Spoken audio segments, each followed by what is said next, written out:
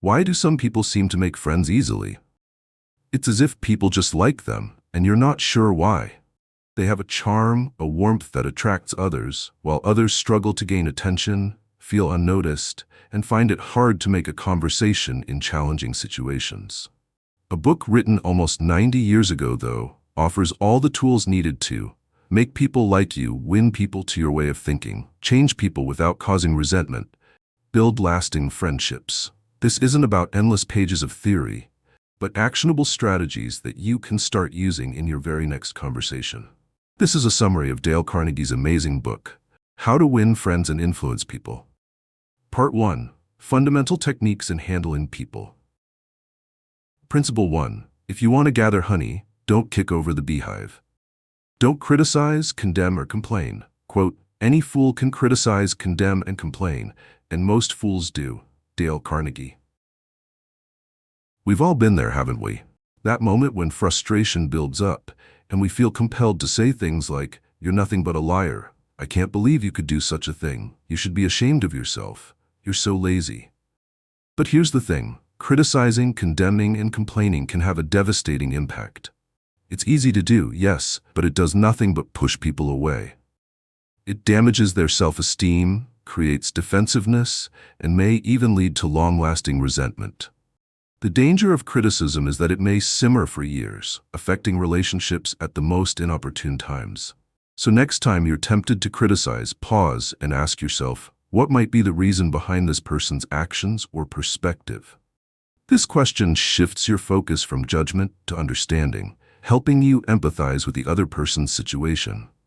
In short, criticism almost always results in hurting someone's ego and making them dislike you. Principle 2. The big secret. Quote, "The only way on earth to influence other people is to talk about what they want and show them how to get it." Dale Carnegie. To get someone to do something, you need to make them want to do it. People are driven by the desire to feel appreciated, respected, and important. If you can tap into that, you can build rapport and influence. True appreciation isn't about flattery. Flattery may sound nice, but it's insincere. Real appreciation comes from a genuine place of gratitude. For example, genuine appreciation, "Your presentation was insightful. I learned so much." Flattery, "You're the best presenter I've ever seen." True appreciation reflects a sincere recognition of someone's value. Flattery, on the other hand, is a hollow compliment, exaggerated to make someone feel good, but without real substance. Principle 3. Arouse in the other person an eager want. Quote, "The only way on earth to influence other people is to talk about what they want and show them how to get it." Every action we take is motivated by some desire. Understanding this, if you want to persuade someone, shift the focus from your wants to theirs. Before speaking, ask yourself, how can I make this person want to do it? Take Gary Vaynerchuk as an example. When interviewing candidates, he spends most of his time discovering their true desires. Once he knows what drives them, he shows them how his company can help fulfill those desires. When you help others achieve their goals, you'll achieve yours in the process. Quote, "The world is full of people who are grabbing and self-seeking, so the rare individual who unselfishly tries to serve others has an enormous advantage." Part 2. 6 ways to make people like you. Principle 1. Do this now. Feel welcome everywhere. Quote, "You can make more friends in 2 months by becoming genuinely interested in other people than you can in 2 years by trying to get other people interested in you." We all love to feel noticed and appreciated, don't we? If you focus your energy on understanding others and showing genuine interest in them, you'll make more friends in a fraction of the time it takes to get others to notice you. Simple acts like remembering someone's birthday or greeting them with enthusiasm can have a huge impact. When you show a sincere interest in someone, they'll naturally be drawn to you. Principle 2. Something simple. Quote, "Your smile is a messenger of your goodwill. Your smile brightens the lives of all who see it." A smile is one of the most powerful ways to make a good impression. Even over the phone, a smile can change the tone of a conversation and make the other person feel valued and happy. So even if you're feeling down, try to smile. Sometimes it's all it takes to shift your mood and those around you. Principle 3. Without this, you're destined for trouble. Quote, A person's name is to that person the sweetest and most important sound in any language. We often forget how important names are. A person's name is their identity, and remembering it shows you value them. Avoid the awkwardness of forgetting someone's name by taking a moment to learn it and find ways to remember it. Use it in conversation, and you'll win their affection. Principle 4. Become a great conversationalist. Everyone loves an engaged listener. To become a great conversationalist, the key is to be genuinely interested in the other person's stories. Ask questions that show you care, and most importantly, listen. People appreciate someone who takes the time to hear them out without interrupting. Principle 5. How to interest people. Quote, "To be interesting, be interested." The key to interesting conversation isn't about talking about yourself. It's about discovering what matters to the other person and engaging with them on those topics. The more you learn about someone's interests, the more connected they will feel to you. Principle 6. Make people like you instantly. Quote, "There is one all-important law of human conduct. Always make the other person feel important." Making others feel important is one of the simplest ways to win their affection. Recognize and appreciate their unique strengths. When people feel valued, they'll naturally gravitate towards you. Part 3. How to win people to your way of thinking. Principle 1. The only way to get the best of an argument is to avoid it. Quote, "A man convinced against his will is of the same opinion still." Dale Carnegie. We've all been in arguments that get nowhere. The truth is, arguing often means you're not just debating ideas, but defending egos. To win someone to your way of thinking, it's better to avoid arguments altogether.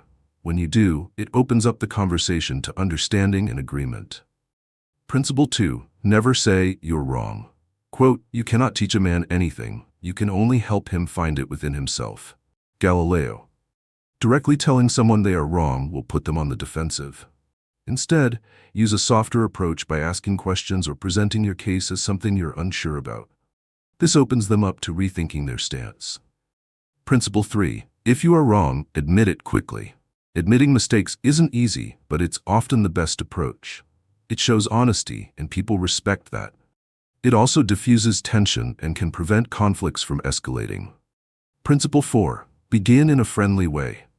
Quote, "A drop of honey catches more flies than a gallon of gall." Abraham Lincoln. When there's tension, begin with a gentle, friendly tone. Whether you're the one upset or the other person is, a calm approach makes a world of difference in moving forward with positive results. Principle 5. Get the other person saying yes, yes immediately. Quote, "It is much more profitable and much more interesting to look at things from the other person's viewpoint and try to get that person saying yes, yes." The power of yes is extraordinary. If you start a conversation by agreeing on simple, non-controversial points, the other person will be more likely to say yes when it comes to more difficult matters. Principle 6. Let the other person do most of the talking. Quote, "I discovered, quite by accident, how richly it sometimes pays to let the other person do the talking." People love to talk about themselves, their achievements, and their thoughts. By letting others speak freely, you build rapport and allow them to come to their own conclusions. Principle 7. Let the other person feel that the idea is theirs.